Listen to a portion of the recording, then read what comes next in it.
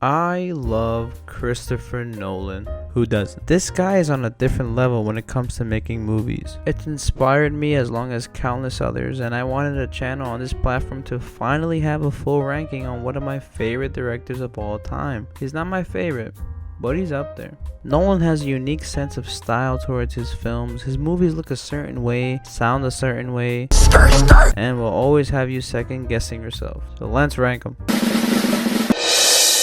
Following is not a good movie. With that said, this movie is not good. No, but seriously, you can see glimpses of Nolan's style here. And when I say glimpses, I mean glimpses. There's just not a lot to say about this film. The writing here is just non-existent, and the overall themes of the film are lacking. The movie shows promise in what would be a hell of a filmography, but man, what a bore.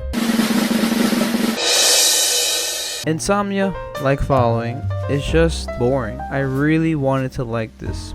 I really wanted to like this. So much that I wanted to make a video essay discussing its brilliance along with it being Nolan's most underrated film. And it's underrated for a reason. It's a remake, I know. I like how this film is more straightforward compared to everything else. But man, nothing is happening here. I only really remember the last half hour, and that was solely from Robin Williams' performance. Shame that he never got to work with Nolan again. It gets the job done once the movie is over, but it's not really doing anything here, and that's about it. The Dark Knight Rises is really fun. Man, this movie is so goddamn messy, and I'm here for it. Plot holes, bad performances, sound mixing issues, but there are a lot of great scenes here that I constantly rewatch. Final battle, while being cheesy, still goes insanely hard, and you can feel the scale of this film being really huge, and I can commend it for that. But man, there is some bad stuff here. I remember back in 2012, this was my favorite movie of all time, but I was also 12 years old, so come some slack, alright? And although this scene is kinda goofy, I still really like it. Also, this. I really don't want to rewatch it, but I definitely will. You can go crazy on me all you want, bring out the pitchforks, but this movie is just okay. I have now seen this movie 3 times, and 3 times in, I feel absolutely nothing. The movie to me just holds no weight as well as emotional weight, and I just find it kinda boring as well. The film has stunning visuals, no doubt, as well as a Matt Damon jump scare, but it really does nothing for me at the end of the day. It's cool that the science behind it is quote unquote accurate. It's the Nolan film I find myself really dreading to rewatch, but hey, if it comes back to IMAX 70mm, just know I will be first in line to get a ticket. Beautifully composed score by Hans Zimmer though, but that's about it. Now maybe the story will resonate with me the older I get, but man, I've tried to watch this so many times and it just does not work for me. And the last 10 minutes truly cemented number 9 on my list.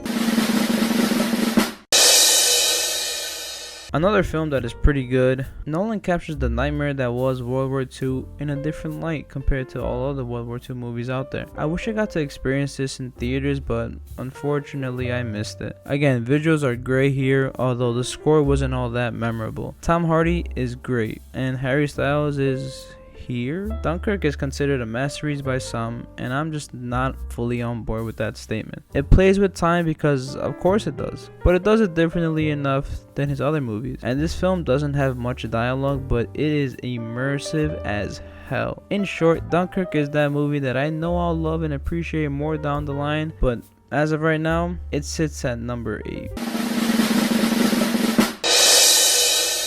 Batman Begins is really good. An origin story that keeps you waiting and guessing until Bruce puts on the cowl. What the fuck is that? This Batsuit is really bad, and sometimes takes me out of the film entirely, and I can't take Batman seriously. Also, Rachel was really great here. Why did you recast her? I don't know. Also started a great relationship between Nolan and Killian, so bonus points for that. But the thing with Batman Begins is that the first half takes so goddamn long, and it takes a while to get there, but when it gets there, hey, it gets there. I really like rewatching this one, but it's obviously inferior to its sequel. I love Tenet. It's so much fun, and I saw this in theaters 3 times. Yes, that was during peak COVID. I literally risked my life for this movie. Tenet is misunderstood. Sure, it's sloppy as all hell at points, and the dialogue is downright inaudible at times, but just put on subtitles, crybabies. Tenet is just begging for you to feel it, not try to understand it. It wants you to tag along for the ride. I know with every watch my enjoyment of the film skyrockets. John David Washington is really great here as the protagonist, and the action is awesome. So the whole thing is that the red guys are going forward and the blue guys are going backward, but the red guys know exactly what's gonna happen, and so do the blue guys. So yeah, I think it's pretty great. I absolutely love how everything looks inverted as well as going forward at the same time. So hell yeah, this movie slaps. I love spy espionage movies, especially with a different spin on it, and this is just right up my alley. I can't wait to watch this movie again. Give this man a James Bond movie, please.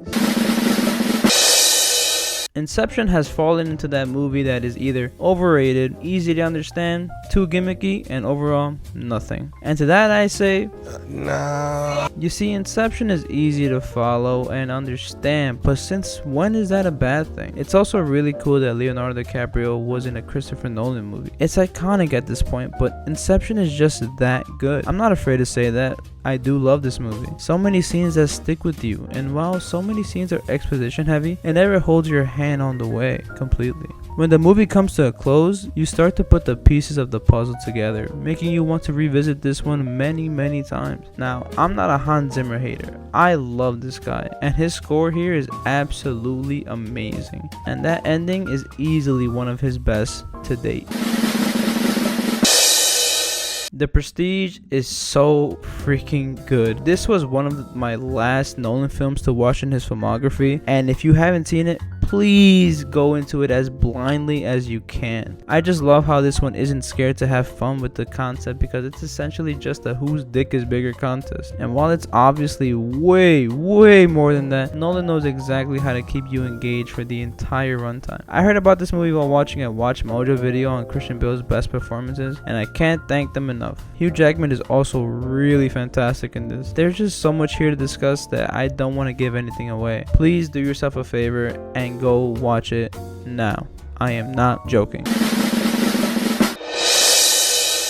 You all know how great The Dark Knight is, and to those of you who think it's not, go kick rocks. Now, this isn't my favorite Batman movie, as that prestigious title goes to another Batman movie, but I can't deny how much I absolutely love this film. I grew up on this movie. I watched it on my TV, in the car, at a friend's house, at a cousin's house, on my laptop, on my phone, and I will never get tired of it. My oldest brother is not a big movie guy, but hey, if you get him to like a movie, then you know you're doing something right. This film is just so iconic, and it's still one of the best comic book movies of all time. Won't say anything else. Everything else has already been said, so I won't even bother. The only thing that holds The Dark Knight back from being the best Batman movie is that Heath overshadows the hell out of Christian Bale as Batman. Heath is absolutely going insane, and it's a shame that we got to lose him at such an early age. He is absolutely the reason to watch this movie, and he is just perfect.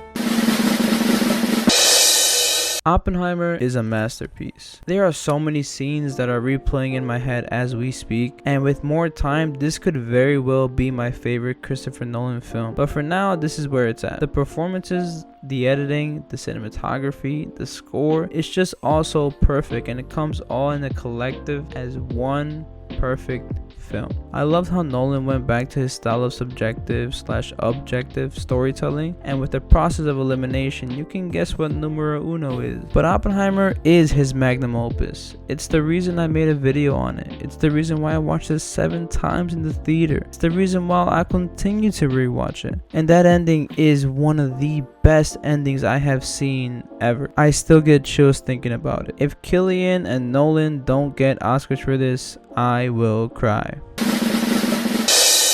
Memento is my favorite Nolan film. Not only is it playing with Nolan's use of time in a smaller scale, but it's a way of telling a narrative through a non-linear structure is just so thrilling and keeps you guessing what's to come. Guy Pearce is phenomenal. I wish he worked with Nolan again. Recently I saw this at a rooftop cinema in LA, and it just reinvigorated my love for this film. The concept and the mystery is so entertaining. It also has one of my favorite cuts in all of cinema. What the fuck?